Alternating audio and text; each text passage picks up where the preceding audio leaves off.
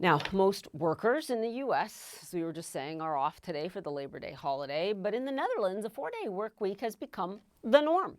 People there work about 32 hours a week on average, less than any other EU country.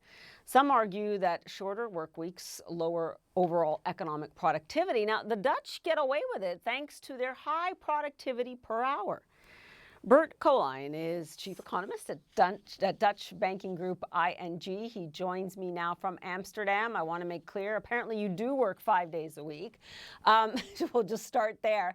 But I do think it is important to start that we compare apples to apples. So this is working 32 hours a week, 4 days a week, not 4 days a week compressing the work week, right? Working 40 hours or more, but compressed into 4 days.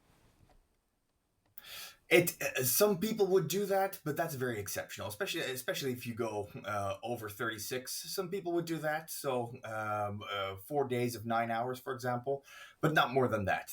That's more or less it. But I have to say, this is something that's not mandatory. So we don't have a 4-day work week like some countries are proposing.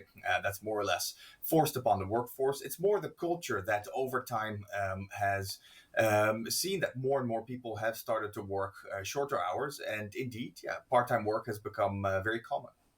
When you say it's very common, one would argue if you look at the stats that it's also very successful for the economy. And this is where the things get interesting, right? GDP per person is quite high in the Netherlands, as is worker participation. So what is the secret formula there for other countries, jurisdictions who might be looking at this?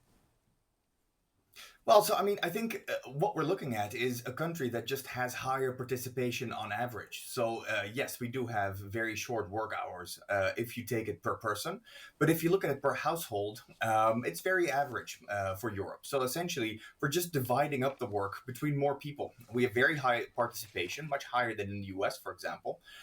So, the fact that part time work has become more common also allows people to join the labor force at a lower number of hours, which means that they can also still do care work next to it for their kids, for elderly, for example.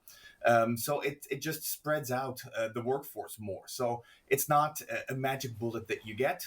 We don't do less work and then are super productive with that. No, we are very productive on average compared to other countries, but we just spread out the work more between people.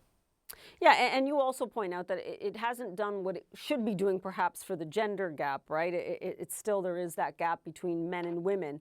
But in so many jurisdictions where they are looking at both productivity, but also work-life balance, what is the best, example of what we could point to in the Dutch experience to say, look, perhaps we need to give this a try in other jurisdictions?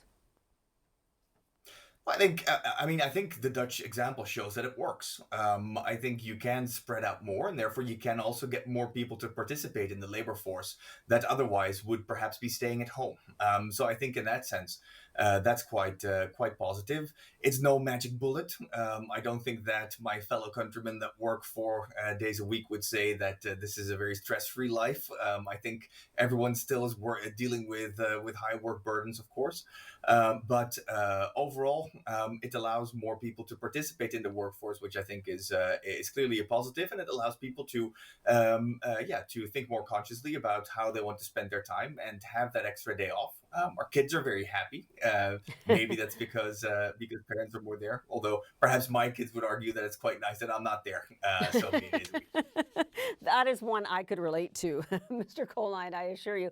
Anyway, really interesting stats coming out of this, especially when you point to the productivity. Bert Colline for us. Thanks so much.